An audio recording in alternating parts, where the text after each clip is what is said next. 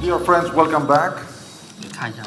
We have now one of the most important panels of the conference today, the Chinese leasing panel, and Conor Warde, a great friend and supporter of Capital Inc., is here to moderate expertly the panel. And I'd like to thank, of course, the leasing firms for their participation and sponsorship of the event. So we're delighted to have you, and Conor, please go ahead. Thank you, Nicholas. Good afternoon, everybody, and thank you for coming back from lunch. I can tell you're all eagerly anticipating this session with the smiles on faces and everything. Just quickly for introduction to myself, in case for those of you who don't know me and don't know our firm, I'm a shipping partner at Mayer Brown in our Hong Kong office. Many of you may not know the name Mayer Brown because historically we were known as Mayer Brown JSM, or JSM before that. So many of you, especially more experienced people in the room, will be very familiar with JSM in Asia. Before we, or enough to do about me, but let me introduce our esteemed panel here. Many of you may be football fans and saw the Liverpool match earlier this week, and the manager of Liverpool was very proud of his team. And I won't use the exact wording he used the other day, but basically he said that they were giants. And I think it's safe to say we have 4 giants of the Chinese leasing industry here with us. In fact, I think leading the 4 largest Chinese leasing companies. So let me introduce them here. First, we have Mr. Zhendong, who is the Deputy Head of Shipping for BOCOM Leasing. Next, we have Jack Xu, Deputy Head of Shipping for CMB Financial Leasing. Thank you. Next, we have Bill Guo, Executive Director for Shipping for ICBC Financial Leasing. And last but not least, we have Jerry Yang, CEO of Shipping, Offshore and Logistics for Minsheng Financial Leasing. So let's jump right in. And I'm cautious of the time. I know we're starting a bit late, so I will try to get us back on track to the extent possible. But let's start in talking about leasing companies and the growth of the leasing industry over the last, say, 10 years or so. And what I thought we would start off with is, when I first started working on leasing deals with some of the Chinese leasing companies, say 9 or 10 years ago, it was primarily involved with dry bulk trade, a lot of some domestic counterparties, then slowly getting into international charterers and other counterparties. Then it moved into tankers. Then started seeing more developments with leasing companies getting involved in the offshore industry. And now we've seen it move on to bigger and larger vessels such as LNG and now cruise vessels as well. So I thought I'd start perhaps with Mr. Liu. And could you just give us kind of just a snapshot of, say, for BOCOM Leasing, when, say, 10 years ago or so, or when you were starting, what was the kind of portfolio for BOCOM Leasing in terms of the sectors of ships, the types of ships, and how has that progressed, and what is your portfolio today?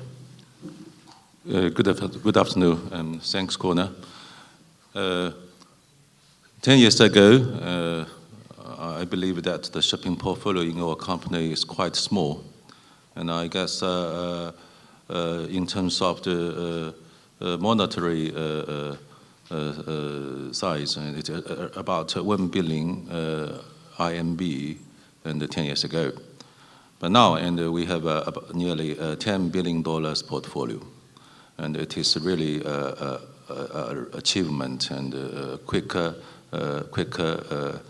development of this portfolio.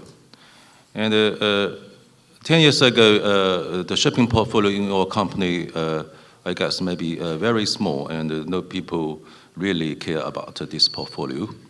But now, and it's becomes the second largest portfolio in our company. And I believe now, and many of our colleagues in the company, they will pay much more attention to this portfolio. And so far, and we have nearly 390 ships in our portfolio, both in operating lease and also in finance lease structure. And About 6 years ago, and we stepped into the international market. We start with liner shipping. At that moment, we have a lot of container ships for our international clients. But so far, the portfolio is well managed and diversified into almost all sector of the shipping market. And I believe by the end of this year, and our tanker portfolio will become the second largest ship sector in our company. So 10 years is really amazing, and we compete before at the domestic market. So I believe, and my colleague beside me, and they share the same growth. So that so far I talk a little bit about this only. Yeah. Thank you. Jack? Yeah. Yes, I fully agree with Luzo. So I think this change is quite very natural progress. So at the beginning, we just try to build up our portfolio size, and we are just wanted to occupy some market share, and we look at the big names, and maybe we provide a higher leverage finance. This is I call that is phase 1.0, and then we are thinking about if we can select some good quality assets, and we will try and diversify the asset types, and then provide a competitive price. So I think that's most of us is on the flight of quality. So I call that is maybe phase 2.0. But then how we differentiate ourselves, how we can obtain organic growth and then to achieve sustainable growth. So what's about our products? What's our difference with each other, with bank loan? So can we do some innovative solutions to the industry, to the shipping finance? So I think maybe next stage, I think yes, both Luzo and Bill and Jerry, they have a lot of great ideas to be the pioneer of the industry. Have done many different structures to provide clients to achieve very good comments, and then I think in the last, all of us maybe look at the future. So we need to think about the organic growth. So yes, in the future, definitely we can. I think the Chinese leasing firms can find a solution to provide better services to our clients. So that's my comments. Thank you. Thanks, Jack. Bill? Okay, this is Bill. So, it's very hard for me to tell about the 10 years ago because I haven't been joined ICBC Leasing yet. So, I joined ICBC Leasing only 6 years ago. So, I only can recall when I joined, and we have very, much less than at that. I was told about 10 years ago we only had like 2 or 3 people working in the shipping division, and all the investments is only for the river boat, and so we don't really do any of the, I would say, the US dollar-based international business. And right now, after today, by 2019. And we become one of the largest, I would say, the leasing house and in the world also, maybe one of the largest and the ship owner in the world also. And we have over $12 billion of the ship asset and close to 300 ships. And sometimes we look at this big portfolio, we are a little bit, worried. What's the next move? So should we continue growth and, like this way, or we should doing something differently, like the other panel numbers also mentioned about, because I was complained, by some people said about, because ICBC leasing, so others had to do the operation leasing. No. So, so internally we also we maybe think about also doing the operation leasing. If we really do the operation leasing, we could buy 100 ships. Actually, our, the head of the credit chairman, he actually told me, why not just build 100 ships and, then you can do operation leasing and finance leasing, whatever by yourself. It's easier by using the I would say, really low cost of the ICBC. That's what really will be scary the whole industry if you really do so. Because we did for the aviation, we bought the 300 ships, just one deal. So should we do the same way or not? That's for the future, for the next 10 years. I don't know, only speaking. We have some internal discussion right now. So for the future move. But we are very happy for what we have achieved, with our whole and the China leasing house all together. So with I would say today's position in the shipping market, we're very proud. We're proud for the China. Also for the support of the government, also proud of our banks industry as well. But I would say for the next move, and we should be very cautious also to see what's next movement for us. So thank you, guys. Jerry? Good afternoon, everybody. I'm so happy to have the opportunity here. 10 years ago, we just started our first transaction. Actually, it was the first transaction of our company. Shipping deal. Well, at that moment, what we have done is just domestic trading, dry sector. We just started to do international business in the year of 2013, exactly 6 years ago. That's why Bill Guo, joined ICBC Leasing, I believe. Today, the total asset size of our shipping sector is about $7 billion US dollar. And covers basically dry and vet product tanker, and the bitumen carrier, whatever, VLCC, and container carrier, and the rest something specialized tonnage. A lot of people is reluctant to use the word offshore, but the market is kind of coming.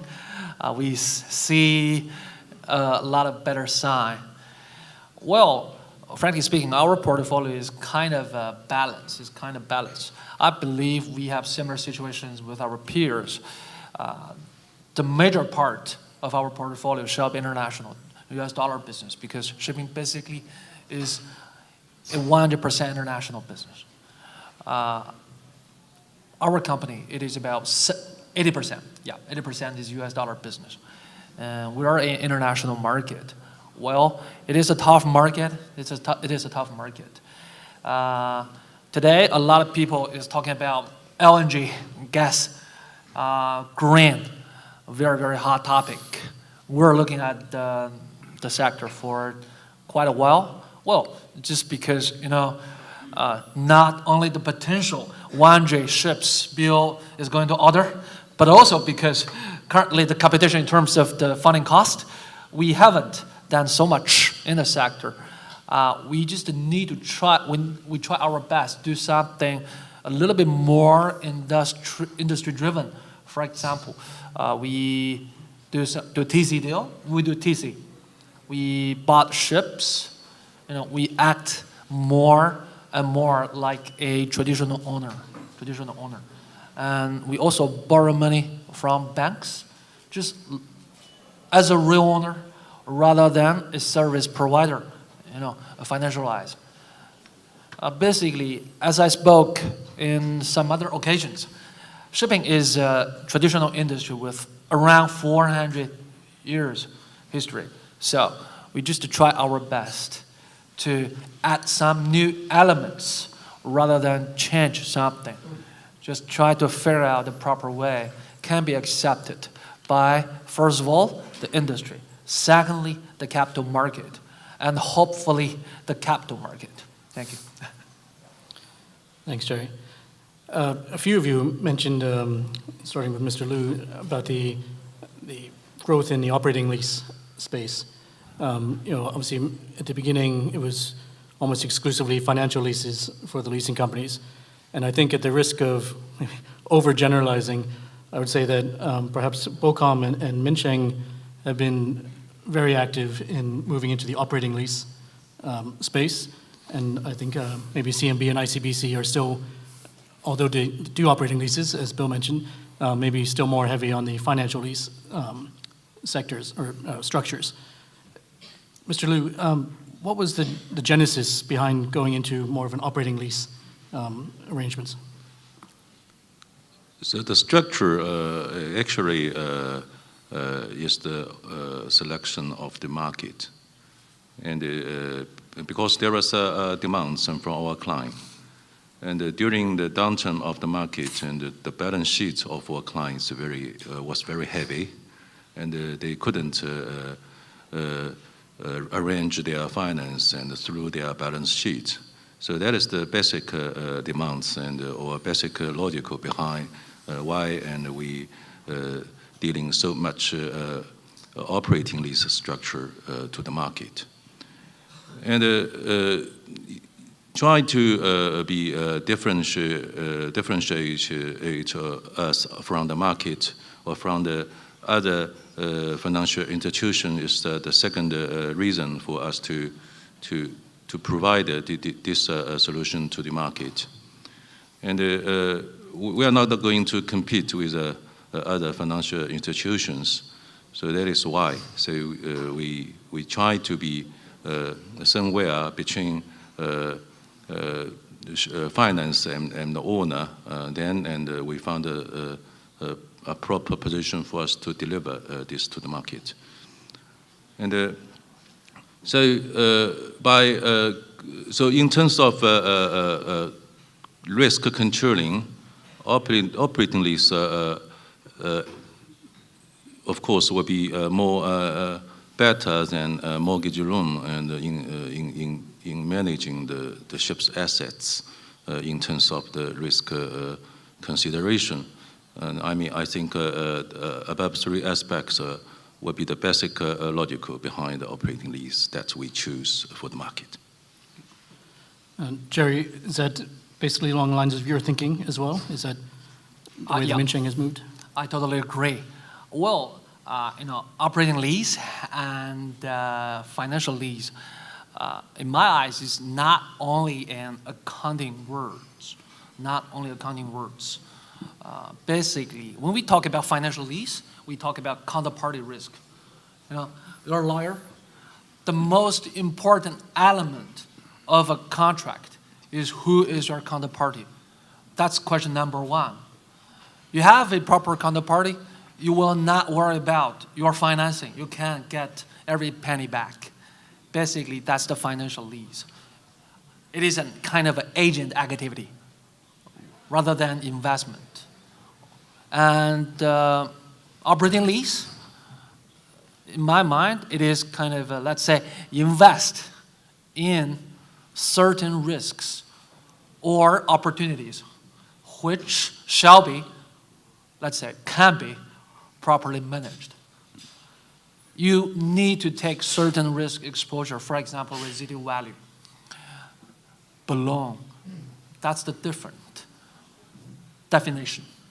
Totally different. When we talk about belong, we talk about counterparty. When we talk about residual value, we talk about investment. And frankly speaking, Minsheng Financial Lease is not going to compete with banks, even, in some cases, our peers, because we are becoming more and more investment driven. Invest in certain risks and opportunities. When we talk about risk control, we need to add a few words right after, the opportunities and the risks, which shall be and can be properly managed. That's my view in terms of the difference between financial lease and operating lease. For Bill and Jack, speaking of counterparties, the cruise sector is becoming more important for Chinese lessors in recent years. I know both ICBC and CMB have been involved in financing of cruise deals. Is this something that's going to be a growing market for the leasing companies, or do you think it's basically already at its peak for leasing companies? For the cruise business, we don't do the operation leasing, of course, and because it's very hard to run the cruise ship on the water by ourselves. So we, of course, only can do for the financial leasing. And just back to what Lou and Jerry just mentioned. So if I can give you three numbers, and so you can see the difference. So basically, For the senior loan, you can get 4% interest rate. For the financial leasing, you can get 6%. For the operation leasing, you can achieve 8%. So there's always the difference between the risk and also your gain. So that's easy to pick up what you like. So banks usually pick up the safe way, so pick up 4%. We choose the 6% of the financial leasing. And for maybe Jerry measured by his own profit, so he choose the operation leasing to try to take this 8%, maybe even higher. So for the cruise ship, and I think it's a very, I would say, relatively niche market. That's only can go back to, I would say, usually the bank loan structure or maybe for the financial leasing. But even for the leasing side, we try to manage the size because it's a very niche or it's a very special market. So which means the residual value also, if something happen, it's hard for the leasing house to really to operate those ships. So that's my view. Yes, I fully agree with Bill.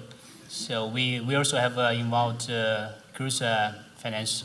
So we cannot provide operating needs for cruise vessels. So that's the same. So I think, yes, for a future, Conor, you ask if we have growth for the cruise sector. My answer is uncertain because I think the cruise is quite a specialized market. So the assets also just designed for the purpose use and the purpose market. So it's not so standard like dry cargo tanker assets. So we needed to think about to consider our counterparty's risk. So we take the credit of the corporate risk first, and then we look at the market. But fortunately, the market is good for us. So currently, the cash flow is good for the business. So maybe, if we can, if our credit think the risk is generally can be controlled, so we definitely maybe look at more of cruise deals. Yes. You mentioned, obviously the risk exposure on cruise and some even LNG is higher, let's say, perhaps than traditional shipping sectors. Some of the projects we've been involved in recently involve leasing companies working with each other to either essentially sell deals to other leasing companies or to have some kind of a joint investment in deals. Is that something, maybe Mr. Liu, I can ask you first, is that a trend you see continuing, more sort of deals between leasing companies? I believe this trend will continue. After so many years development of our portfolio, and we believe that we need to manage our portfolio, and there is some deals happened last year, and we sell our portfolio to some investors, and also there is records and of the trades between CMB and also ICBC's leasing, and I believe it is a trend. We have to manage our portfolio, and sometimes this will give our space to dealing with our clients. If the concentration ratio of this client, in terms of the volume of the business, and be too big, and if we can transfer it to other companies and who like it, and then we have a much more chance to work with our clients and to be active players again. So that I believe that it is.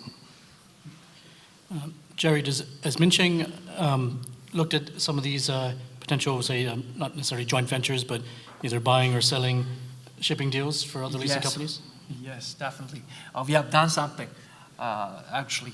As I spoke just now, first of all, industry. Then, we need to be accepted by banks, banking world, money, and then capital market, if it is sexy enough. And whenever we have a project, we need to see whether the project is just something we like, we're the only guy who loved the project, or the project is sexy enough to sell to somebody else. It is very important to see. That's also a benchmark if you're controlling the risk, actually. Moreover, I believe the transactions between not only leasing companies, but also between banks, between equity investors, shall be part of the business in the long run and even today. Because, for example, if we can figure out this interchange from banks, basically we sell part of the deal to the bank. The bank must like the deal, like the project, and like us. And then we may try to sell the equity tranche to potential investor. For example, this morning I spoke to Finley, friends from Finley, to talk about how to organize a sexy deal and to sell part of the equity to the public market. And if we can make it, listed, let's say IPO, it is very, very, good situation. It'll be a very, very good situation. So, can be sold. Being attractive, being sexy is very important. And I believe, this is kind of a benchmark, can be accepted by everybody. And the transaction itself also very, very helpful. And whenever you sell your project, you book either profit or loss, or anyway, you release your capacity to do something else. That's another, beauty of transactions. Jack, if I can turn to you, just changing topics a little bit. Benjamin Wong from Hong Kong Invest this morning was talking a bit about the Belt and Road Initiative and some of the projects and other issues surrounding that. One of the I guess side effects of the Belt and Road Initiative is that the Chinese banks especially are needing to finance many of these projects, and there's some concern and maybe there's some evidence that is resulting in less financing available for shipping in China, according to some people.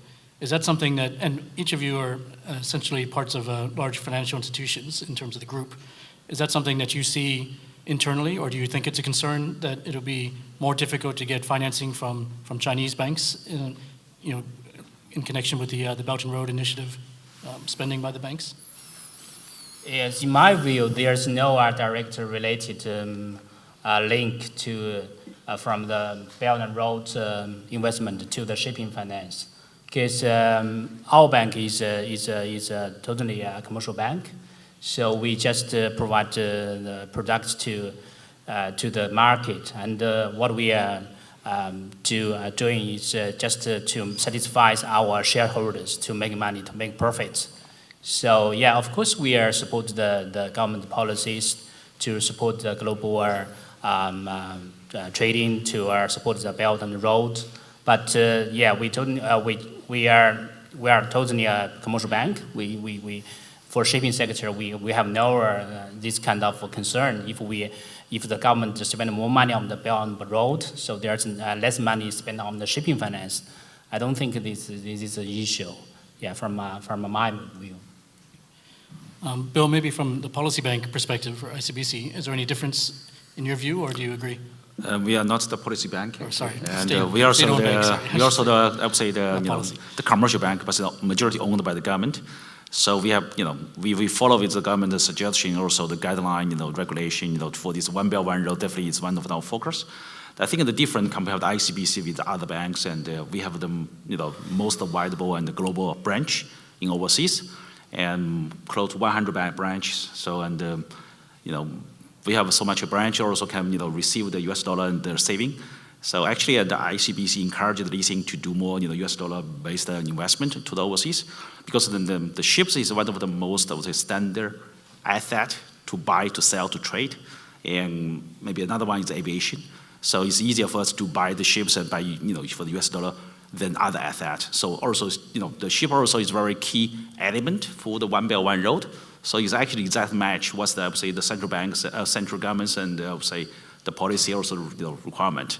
So we do, this is not actually the issue for ICBC, and the majority investment for the, I would say, ICBC, also another bigger 3 or 4, largest than the Chinese banks. they all do the investment in China. That's the RMB and asset. So I think it's a very healthy balance between the US dollar investment, also the RMB investment. So it's not the issue for us at all. Jerry, maybe I can ask you just about financings in general. You were speaking about getting bank financing earlier. In terms of the types of banks that you, Minsheng, will work with on refinancing your leasing deals, is there a preference for either international banks or Chinese banks, or is it just basically depend on the best deal offered to you, or do you try to keep a balance between Chinese banks and international banks financing your deals? Best deal. Best to our shareholders, best to the company. Well, when we talk about single project, first of all, we need to see the long-term relationship. For example, just like all the other clients in the industry, we need to look after our banking relationship, first of all, whenever we have a good deal. But in general, we just try our best to figure out the best deal for the company, cost-driven. Mr. Liu, is that same for BOCOM? Yes, we are cost-driven, and to raise funds and from the international banks is always our strategy, cost-driven, always. Yeah. Same? It seems to me, but we also think about in long term, we need to balance to all of the relationships with the banks. So maybe we wanted to achieve a kind of balancing. And from the domestic banks and the international banks, and all of this kind of refinance products. So maybe in the short term, we need to think about the lower cost. But in long term, if we have a good relationship, maybe also we can achieve the very better result. So we not only just look at the spot cost. Thank you. I have a different opinion actually. I can see a big smile face in front of me. That's a Logan. So it's of course the cost, but also the relationship. So someone know us and know me, so call me and they got the first-hand information. So of course then that's why right now the French banks always get some good deal from the China leasing house, and German banks unfortunately is out of the shipping market. So I never receive any call from German banks at all. And who else? Maybe some Dutch banks, but the majority of banks right now actually got the most call from our ICBC overseas, because as I said, we have so much branch in the overseas and Hong Kong, Singapore, and US and New York, London. They all have the US dollar there. For them, it's easier to invest their own brand, their own subsidiary company, maybe invest to the BOCOM, to the Minsheng as well. So for them, they're also eager to do some US dollar investment and for the senior loan. So we sometimes, if we can do the balance between our internal banks or also the external banks, so we have to keep the balance between these. So also the Chinese banks are also very, very aggressive. For example, the Exim banks or also the CDB banks. So right now I think it's a good balance between all these banks. So right now, so but I said the cost is one of the important things, but sometimes the relationship, personal relationship, are also very important.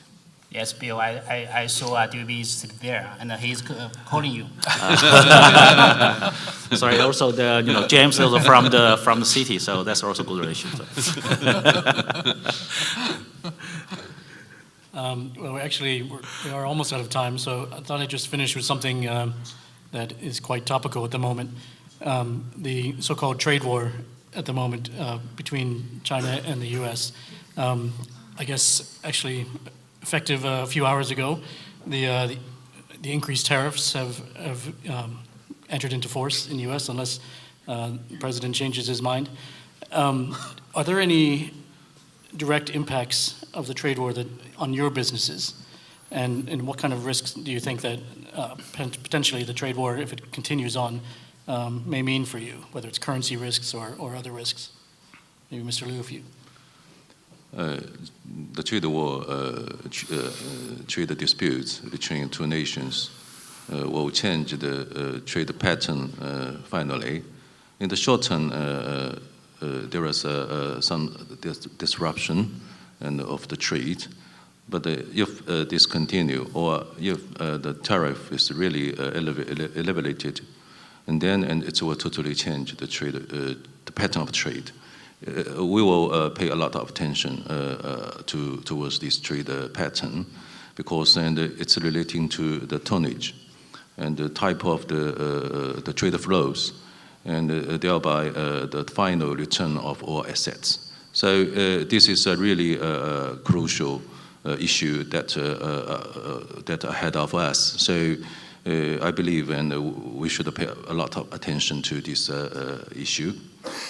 And with regarding to the risk, and as I mentioned earlier, the assets risk, and will be the very important issue ahead of us. And for currency, and I believe, and if this tariff is up to 25%, then there will be more Chinese yuan be put into the market, and it will cause the increase of the value of US dollar, thereby for us, and it is all right, because and we raise our funds internationally, thereby maybe there are some influence on it, but should not be a very big issue. That's it. Yes, I think in the short term, so definitely the trade war will bring very serious impact on the shipping of the global trading. So yes, but I think the demanding for the cargo is still there. So if the trade war continues, but the demand for the daily goods is still there. So yes, I fully agree. Luzon's comes, so the trader patterns will be changed. So we shall be prepared for this kind of changing. So maybe the different ship types, the values may be changed, and then also the freight market also change. So maybe we shall be very cautious on this part. And for the currency, I think recently we can see the RMB have some depreciation. I think that's maybe a little bit for China shipbuilding industry, and also maybe it's good for shipping industry. I think in the long-term view, I think the pragmatism should not be continuous. So people need good quality of goods and with a low cost. So some countries just always protect himself, his self benefits. It cannot work out. So we think in long-term view. So we share maybe the shipping always together with global trading, maybe still grow. So that's my comments. Thank you. Just quick one. So, and I think, and with the intention of this and the trade war, so cause I'm seeing I would say the China and the Western world in general, I would say the tight relationship. For the personal impact is right now we are a little bit, I would say, do not want to go to the trip to the US or the Canada. Nobody wants to be hold there, for certain months. And so for the business side, I think, we are talking about the operation leasing and financial leasing.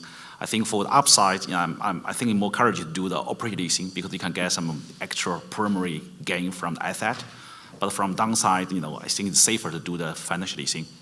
So I think it's more in the financial leasing market if they really go to the trade war side. So. Jerry. Yeah. The immediate effect is obvious. The uncertainty on the spot market is just there. And we can see the freight on different type of dry carriers from the beginning of this year up till now, changing a lot, really, really volatile. And that's part the result of trade war. Container carrier as well, similar. Well, in the long run, if the trade war can change the trading pattern, even if, let's say, we still need to look at the fundamental, look at the supply and demand. And uncertainty is there. Well, in the long run, supply and demand will still decide whether our business can be successful. Well, thank you.